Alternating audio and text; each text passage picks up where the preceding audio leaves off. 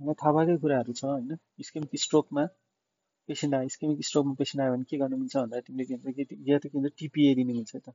टिपिए भनेको चाहिँ door to needle time only कति हुन्छ 60 मिनटसम्म मात्रै दिनु मिल्छ त, 1 आवर मात्रै छ भने।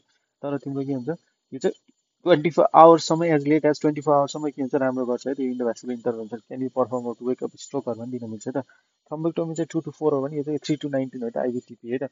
सो आइबिटिपिए चाहिँ अब हामीलाई थाहा हुनु पऱ्यो खालि कन्ट्रा इन्डिकेसन एन्ड इन्डिकेसन है। इन्डिकेसन भनेको चाहिँ तिम्रो जुनसुकै स्ट्रोक अर्ली स्ट्रोकमा पनि त्यो दिन मिल्छ है त, मेकानिकल क्लट्सहरू निकाल्नु पऱ्यो भने होइन।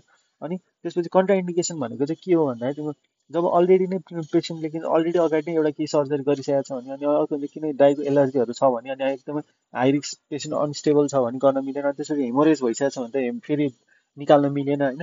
अनि अर्को भने स्ट्रोक भइसकेको छ भने त।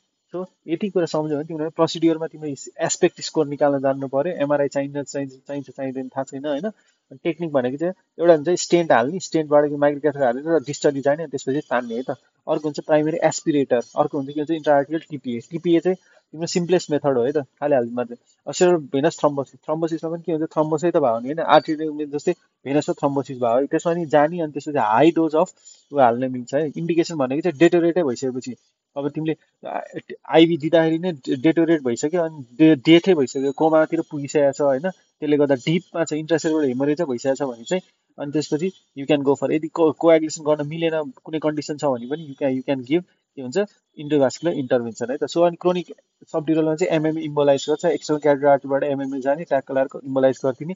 अनि त्यसपछि यो चाहिँ के हुन्छ ट्युमरहरूको केसमा पनि के हुन्छ भास्कुलर ट्युमर जस्तै के हुन्छ हेमेन्जियोमा, मेनिन्जियोमा एकदमै भास्कुलर हुन्छ नि त हो, भास्कुलर ट्युमरमा पनि गएर के हुन्छ त्यसलाई डिभास्कुलराइज गर्न सकिन्छ, ग्लोबस ट्युबुलर ट्युमर त्यही हो जाने हो। अनि त्यसपछि त्यसलाई ब्लक गरिदियो, रिफ्र्याक्टरी इपिस्टाक्सिस ब्लकै भएको छैन, इपिस्टाक्सिस नाकबाट रगत आएको आइछ भनेपछि त के हुन्छ तिमीले जाने हेर्ने कहाँबाट आर्टरीबाट ब्लड आएर चाहिँ त्यहाँनिर गएर के हुन्छ स्टेन्ट हालिदिने अथवा ब्लक गर्ने, एन्जियोग्राफी पर्फर्म गर्ने होइन। अनि त्यो सिरो एन्जियोमहरू छ भने ब्लक गरिदिने। सो यति नै हो, थ्याङ्क यू सो मच।